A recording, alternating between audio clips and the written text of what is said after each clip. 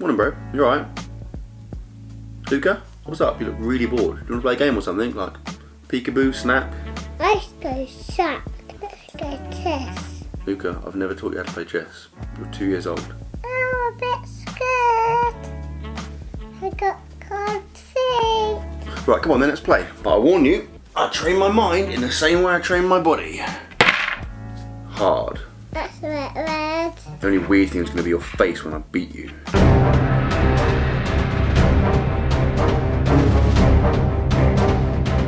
Pawn to N3. Pawn 10-4. Luca, it's pawn, not prawn. And besides, it's such a basic move, I can literally read you like a book. Pawn to B2. Queen to F4. Checkmate. Oh yeah! Luca. The hell's a stupid game? Do you want to say snap?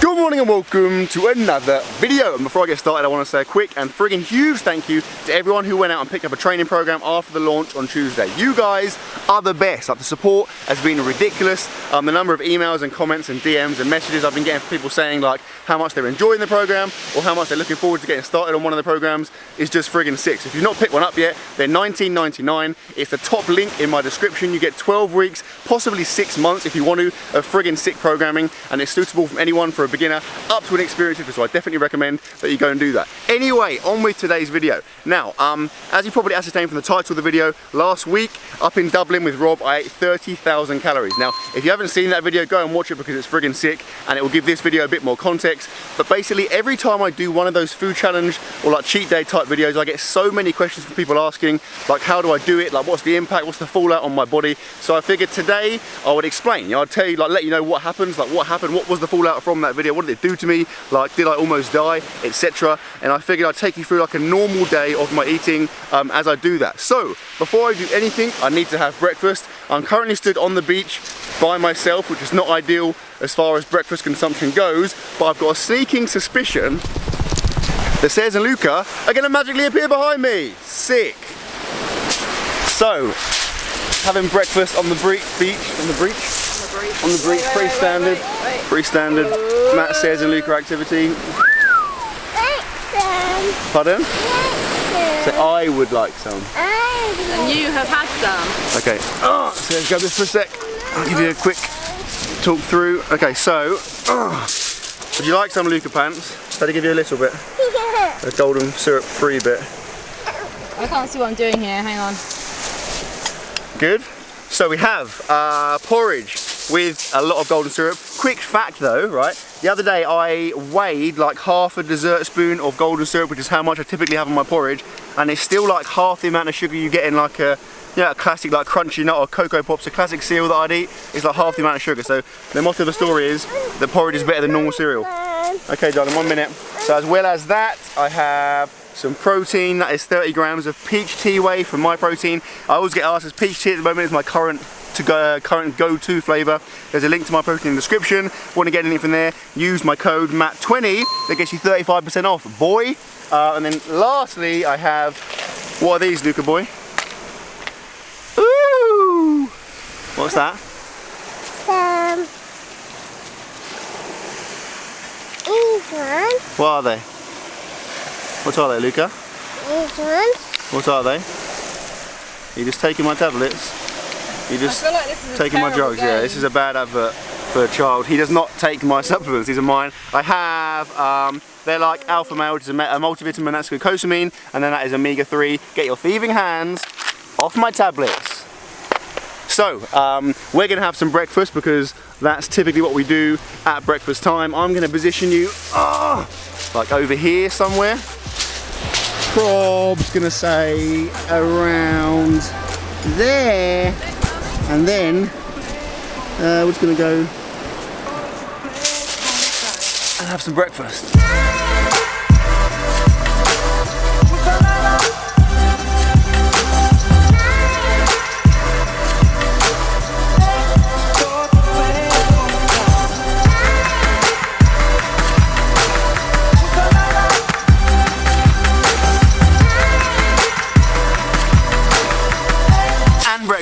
is done. See you back at home. Hi, back home.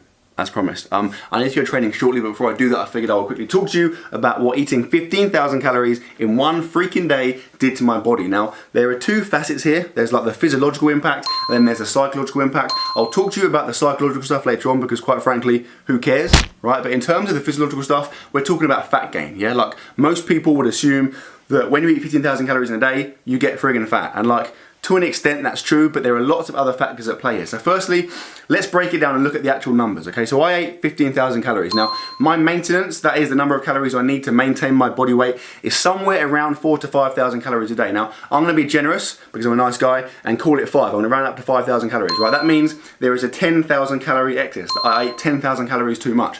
On top of my maintenance, there was also the thermogenic effect of food. So basically when you eat food, your body actually burns calories in the act of doing that. Because I ate so much food in that day, I would have burnt way more calories than normal doing that. Plus my activity level was higher than normal. I did more things, I was fidgeting whilst I was eating and stuff. So I'm gonna call that another 1,000 calories burnt. That means I burnt, say, 6,000 calories in that day.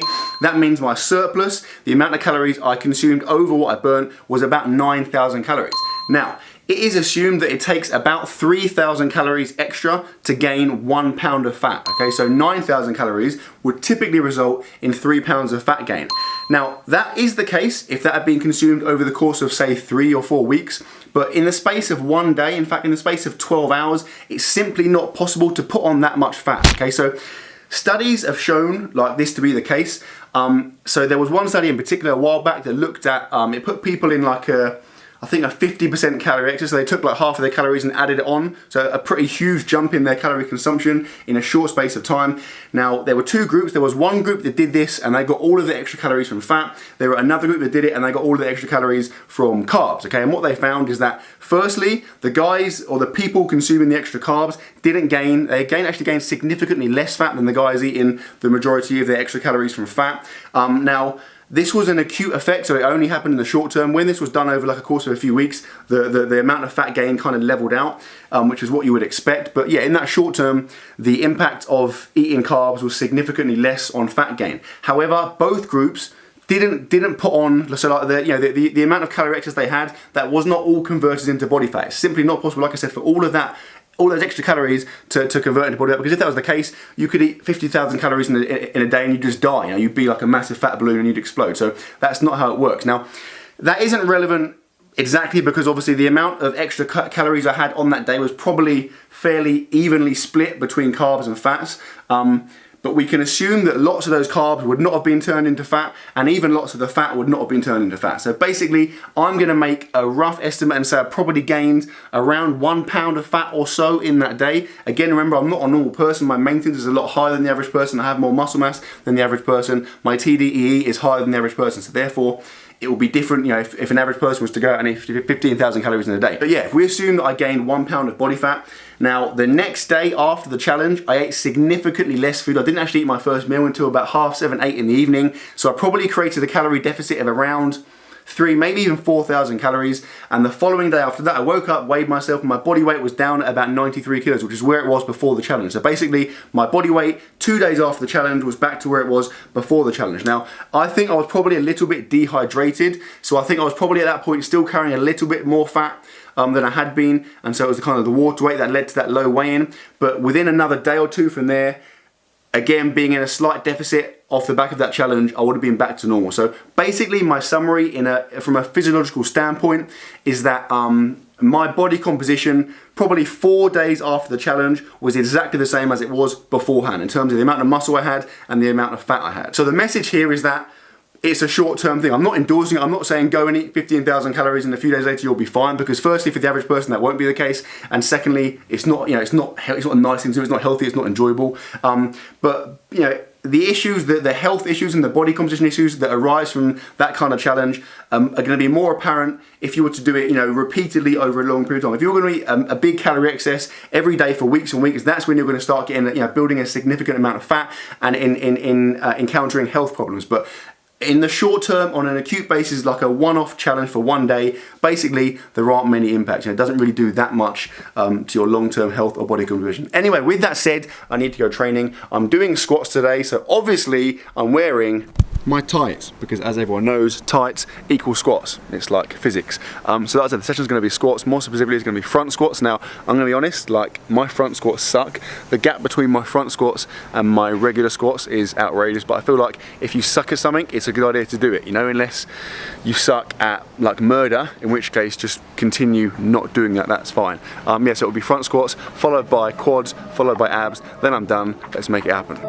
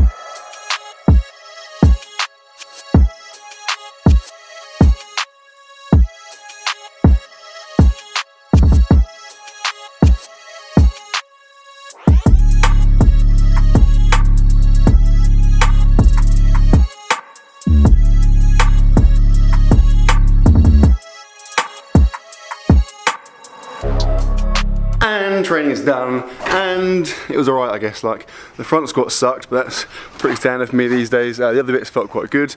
Right, I'm freaking hungry. I was hungry for the whole session because I had a pretty small breakfast and I've eaten nothing since. So let's go home and sort out some lunch.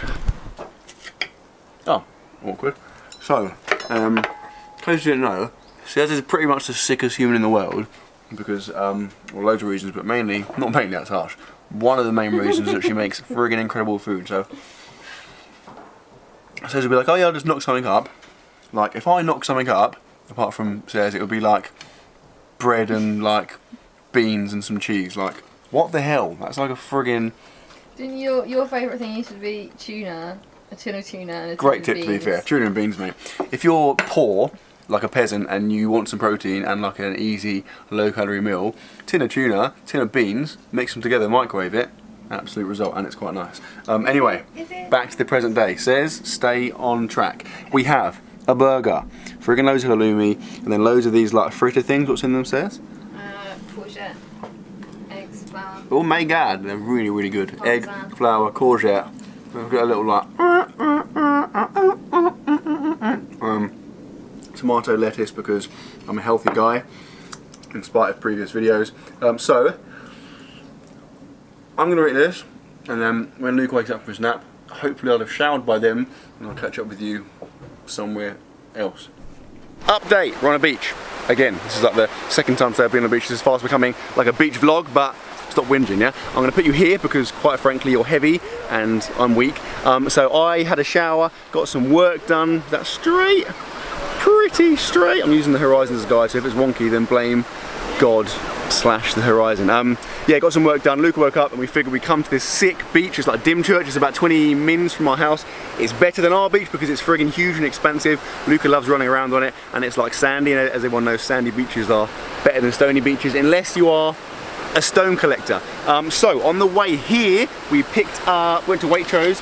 We've got a latte, actually 2 lattes, suckers, and then that's gonna fall off. And then also some aromatic and nutty coffee and walnut cake. Now this is sick, but like the fact it's described as aromatic for me is incredibly off-putting. Like, as far as I'm concerned, the list of things that can be aromatic are like flowers, maybe like Febreze for your bathroom, cake, definitely not, but I'm still gonna eat it. Also have a plastic spoon because that's all they had, and we forgot to bring any cutlery because we're peasants. What's that? The watch? Oh, it's from Tyrock. Thanks for asking. Pretty sick, right? This is gonna be something I'm doing from here on in. I'm gonna be working with Tyrock because they're a sick company. Like basically my selection criteria for working with companies is like, they're sick, I'll work with them. And that's pretty much as far as it goes. If you want to get anything from Tyrock, then you can use the link top of my description for their watches. Use the code MATT10, will get you 10% off. And like I said, the watches are pretty freaking sick. Right, the tide is coming in. We're gonna get wet soon, so let's go and eat some cake and drink some coffee.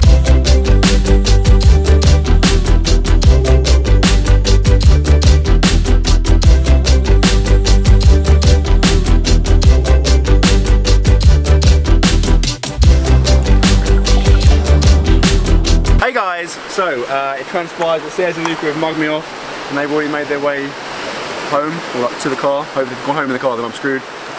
We nailed like 3/4 of the cake, drank the majority of the coffee, the rest of it I just spilt on my foot, excellent. And now we are going to head home, but first I'm going to quickly just touch on the psychological impact of doing a 15,000 calorie challenge. So the first thing is that like it's horrendous, right? You need to understand that eating 15,000 calories, while to like some people, maybe people that haven't done it before would think, oh, that's amazing, it's like super enjoyable.